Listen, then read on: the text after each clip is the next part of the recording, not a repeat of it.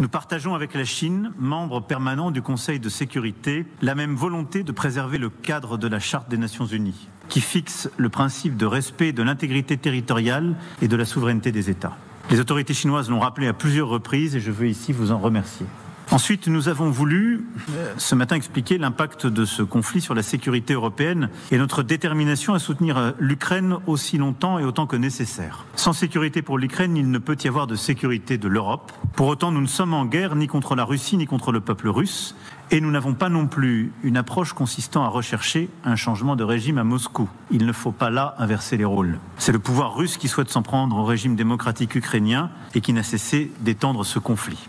On n'est pas en guerre contre la Russie, alors sommes-nous en guerre contre qui, monsieur le président? Franchement, je ne comprends plus rien avec ces changements de position permanents d'Emmanuel Macron sur le conflit russo-ukrainien. Il y a quelques jours, quelques semaines, il annonçait qu'il envisageait la possibilité d'envoyer des troupes françaises en Ukraine, et aujourd'hui, il dit que la France n'est pas en guerre contre la Russie. Et si nous ne sommes pas en guerre contre la Russie et son peuple, pourquoi avons-nous interdit aux sportifs russes de participer aux JO sur leur propre drapeau? Après cette déclaration, est-ce le président chinois ou la fonctionnaire Ursula von der Leyen qui l'a fait changer d'avis?